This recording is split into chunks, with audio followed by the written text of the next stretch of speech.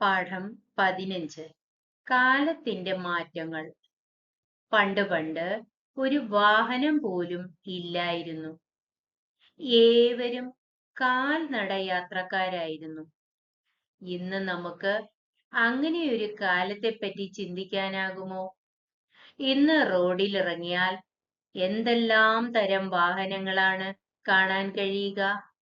കാറും ബസ്സും സൈക്കിളും ലോറിയും അങ്ങനെ പല രൂപത്തിലുള്ളവ തലങ്ങും വിലങ്ങും ചീറിപ്പായുകയാണ്. വാഹനങ്ങൾ ഒന്നുമില്ലാതിരുന്ന കാലത്ത് ദിവസങ്ങളും ആഴ്ചകളും നടന്നാണ് ഒരിടത്തു നിന്നും മറ്റൊരിടത്തേക്ക് എത്തിച്ചേർന്നിരുന്നത്. ധനികർക്ക് സഞ്ചരിക്കാൻ മഞ്ചലും പല്ലക്കും ഉണ്ടായിരുന്നു. അത് മനുഷ്യർ തന്നെ ചുമന്നു കൊണ്ടുപോകണം. മൃഗങ്ങളെ ഇണക്കി വളർത്തിയ മനുഷ്യൻ കുതിര, കഴുത, ആന, ഒട്ടകം ഇവയൊക്കെ സഞ്ചാരത്തിനായി ഉപയോഗിച്ചു തുടങ്ങി. വെള്ളത്തിലൂടെ മരത്തടികൾ കൂട്ടിക്കെട്ടി ചങ്ങാടമുണ്ടാക്കി സഞ്ചരിച്ചു. പിന്നീട് അവർ തോണിയുണ്ടാക്കി. പിന്നെ ബോട്ടും കപ്പലും എല്ലാം കണ്ടുപിടിച്ചു. ചക്രങ്ങൾ കണ്ടുപിടിച്ചതോടെയാണ് എല്ലാത്തിനും മാറ്റമുണ്ടായത്.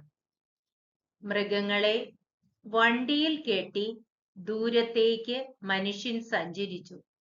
ഇന്ന് കാളവണ്ടിയും കുതിരവണ്ടിയും വളരെ കുറവാണ്. ചക്രങ്ങൾക്കൊപ്പം മോട്ടോർ കൂടി കണ്ടുപിടിച്ചതോടെ എല്ലാം എളുപ്പമായി. പെട്രോളും ഡീസലും ഉപയോഗിച്ചാണ് മോട്ടോർ വാഹനങ്ങൾ ഓടിക്കുന്നത്. ഇന്ന് വൈദ്യുതി കൊണ്ടും സൂര്യപ്രകാശം കൊണ്ടും ഓടുന്ന വാഹനങ്ങൾ വരെയായി.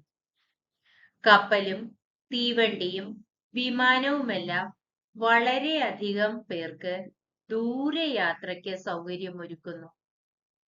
സഞ്ചാരത്തിനും വാണിജ്യ ആവശ്യങ്ങൾക്കും മാത്രമല്ല, മനുഷ്യന്റെ ദൈനംദിന പ്രവർത്തികൾക്കെല്ലാം തന്നെ അവശ്യ ഘടകമായി തീർന്നിരിക്കുന്നു വാഹനങ്ങൾ.